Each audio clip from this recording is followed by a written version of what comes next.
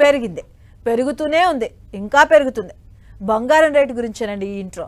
అసలు ఎక్కడైనా పెరుగుట విరుగుట కొరకే అనే సామెత వర్తిస్తుందేమో, కానీ గోల్డ్ రేటు విషయంలో మాత్రం కాదు అనిపిస్తుంది. ఆ రేటు పెరుగుతున్న ట్రెండ్ చూస్తే ఇంకా తులం బంగారం ₹1,00,000 కావడానికి ఎన్నో రోజులు పట్టదేమో అనిపిస్తుంది.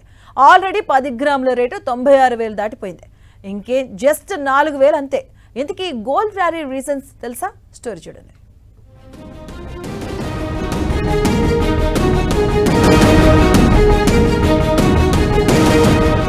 వార్ని తగ్గినట్లే తగ్గి ఒక్క లాంగ్ జంప్, అది కూడా 4 ఏళ్లకి పెరిగేంత 2 రోజుల్లోనే పెరిగిపోయింది బంగారం రేటు. ఈ దెబ్బతో జనంలో అసలు బంగారం తగ్గుద్దా పెరుగుద్దా అనే ఆలోచన మాయమైపోయింది. ₹1,00,000 ఎప్పుడవుద్ది అనే ఆలోచనలు ప్రారంభమయ్యాయి. మరి మనకో సామెత ఉంది, పెరుగుట విరుగుట కొరకే అని.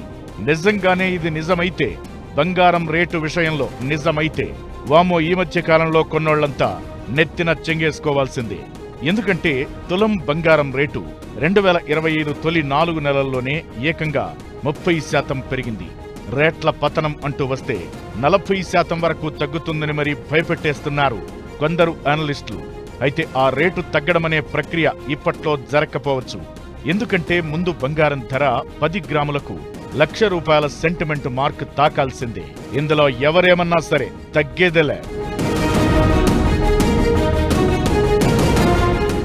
అమెరికాలోని మార్నింగ్ స్టార్ అనే కమోడిటీ సంస్థ అనలిస్ట్ జాన్ మిల్లర్ అంచనా ప్రకారం బంగారం రేటు ఔన్సుకి $1,820లకు పతనమవుతుందట. మరి ఇప్పుడున్న రేటు ఔన్సుకి $3,220, అంటే 38 నుంచి 40% కరెక్షన్, అంటే ధరల్లో దిద్దుబాటు చోటు చేసుకుంటుంది. ఈ లెక్కలు అంచనాలు ఎలా ఉన్నా ప్రపంచ మార్కెట్లలో ఇప్పుడు అనిశ్చితి భయాలు మామూలుగా లేవు. ఏకంగా 2వ ప్రపంచ యుద్ధం సమయంలోనే ఇంత భయముందని చరిత్రకారులు చెబుతున్నారు. స్టాక్ మార్కెట్లు కావచ్చు, ఇన్ఫ్లేషన్ అంటే ద్రవ్యోల్బణం కావచ్చు, మరోటి కావచ్చు, దేనిపైనా గ్యారంటీ లేదు. ఇంత అనుమానాల నేపథ్యంలోనూ ఒక్క పసిడి కాంతుల దగదగలకి మాత్రం బ్రేక్ ఉండదని చెబుతున్నారు.